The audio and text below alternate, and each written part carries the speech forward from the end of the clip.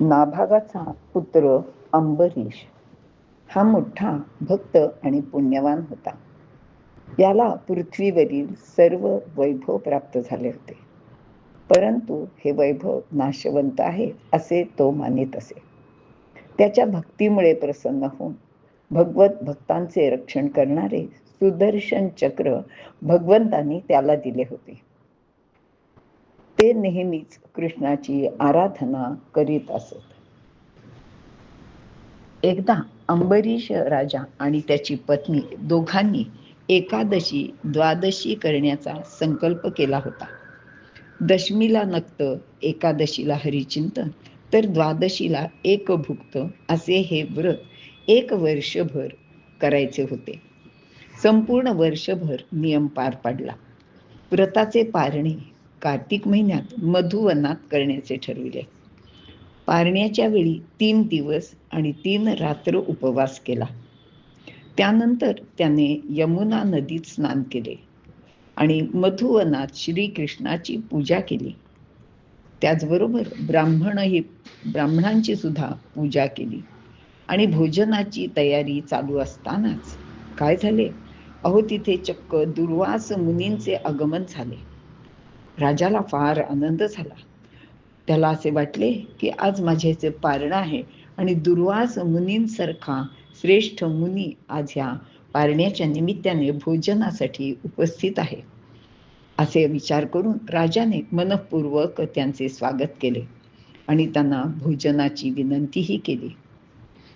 दुर्वासांबरोबर अर्थातच त्यांचे काही शिष्य सुद्धा होते. आता दुपारची वेळ होती आणि दुपारचे अन्निक उरकण्यासाठी म्हणून दुर्वास ऋषी म्हणाले की मी नदीवर जाऊन येतो. आणि दुर्वास आपल्या शिष्यांसह अन्निकासाठी नदीवर गेले.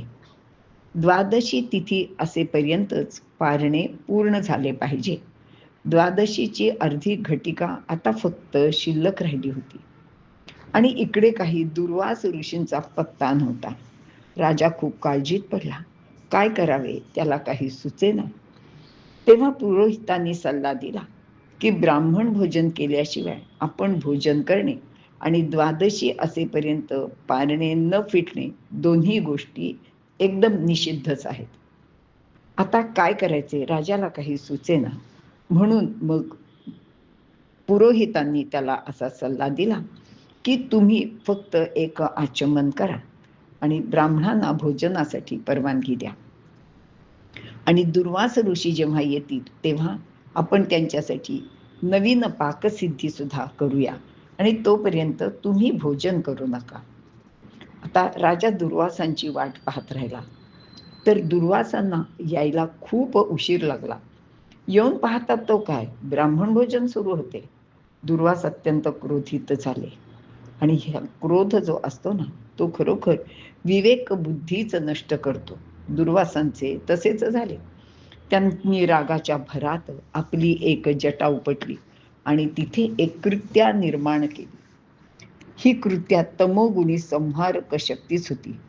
तिला अंबरीषाला जाळण्याची आज्ञा केली आणि भक्ताचे रक्षण करणे हे तर भगवंताचे प्रमुख कार्य आहे. त्यानुसार भगवंताने अंबरीषासाठी सुदर्शन चक्राला आज्ञा केली. चक्र दुर्वासांच्या पाठी लागले. तत्पूर्वी त्या चक्राने दुर्वास ऋषीने केलेली कृत्येला सुद्धा नष्ट करण्याचे काम केले आणि मग ते दुर्वासांच्या पाठी लागले. आता काय झाले, दुर्वासांना पळता भुईथोडी झाली. ते जिथे जिथे जातील तिथे तिथे ते चक्र त्यांचा पाठलागच करत होते. ते मागे येऊ लागले. आता यांचा जीव हैराण झाला. देह वाचवण्यासाठी दुर्वास ऋषींना काय करावे ते कळेनासे झाले आणि मग त्यांच्या लक्षात आले की आपण ब्रह्मदेवाकडे जायला पाहिजे. तर ब्रह्मदेवांच्याकडे ते गेले आणि त्यांना सांगितलं की अहो या चक्रापासून माझी सुटका करा हो, हे चक्र माझ्या फार मागे लागलं आहे. ब्रह्मदेव म्हणाले, अहो काही काय बोलताय, मी काही स्वतंत्र नाही आहे. नारायणांच्या आज्ञेने मी कार्य करतो आणि मी तुमचं हे संकट दूर करू शकत नाही.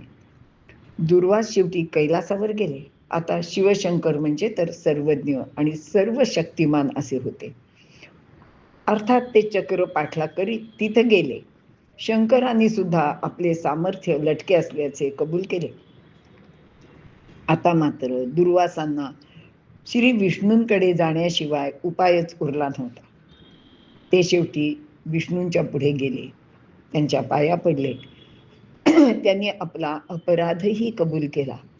पण विष्णू म्हणाले की अहो, तुम्हाला खरं सांगू का, ते चक्र परत घेणे आता माझ्या हातात नाही, कारण ते माझ्या हातून सुटले आहे. आणि आता ज्याच्यासाठी ते सुटले आहे, कदाचित त्याच्याच आज्ञेने ते शांत होईल. दुर्वासांना आता काय करून काय नको असे झाले. शेवटी नाईलाज होता, जीवाशी गाठ होती आणि ते नाईलाजाने अंबरीष राजाकडे आले. राजांच्याकडे येऊन त्यांनी अंबरीषांचे पाय पकडले आणि सांगितलं की ह्या चक्रापासून माझी सुटका करा. अर्थातच राजांनी चक्राला परत जाण्याची आज्ञा केली. आता राजाला खूप आनंद झाला. दुर्वास परत आल्यानंतर राजा व पत्नी उपवास करीतच होते. दररोज दुर्वासांची वाट पाहायची, स्वयंपाक सिद्धी करायची, सायंकाळी अन्न वायात दवडू नये यास्तव गोरगरिबांना दान करायचे. असा दिनक्रम अनेक दिवस चालू होता. कारण दुर्वास ऋषी अनेक ठिकाणी जाऊन नंतर राजा अंबरीषाकडे आले होते. तोपर्यंत अनेक दिवसांचा काल निघून गेला होता. दुर्वास अंबरीषांकडे येताच राजाने चक्राची स्तुती करून त्याला परत जाण्यास सांगितले. आता चक्र शांत झाले.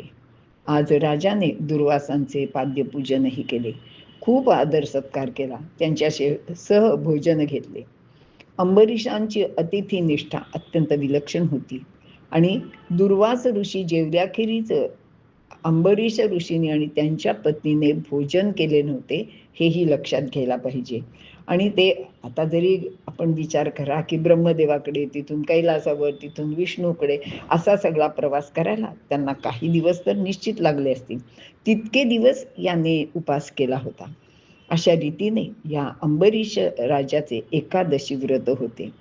आता एकादशी ह्याचा खरा अर्थ काय आहे तो इथे सांगितलेला आहे, तो आपण लक्षात घेऊया. तर एकादशी म्हणजे आपण करतो ती एकादशी नाही, कारण आपण सगळं खाऊन पिऊन एकादशी करतो. पण एकादशी म्हणजे पाच ज्ञानेंद्रिय, 5 कर्मेंद्रिय आणि अंतःकरण पंचक असे मिळून ही 11 इंद्रिय अंतर्मुख करून परमेश्वरापाशी अंतःकरणाने वास करणे, यालाच एकादशी असे म्हणतात. अंबर याचाही अर्थ लक्षात घेऊया. अंबर म्हणजे आकाश. आकाश तत्व अत्यंत सूक्ष्म, सर्वांना व्यापून घेणारे तत्व आहे. जे चैतन्य ईश तत्व अत्यंत सूक्ष्म असून आकाशाप्रमाणे सर्व व्याप्त आहे, असा ज्या बुद्धीचा निर्णय होतो तोच अंबरीष होय.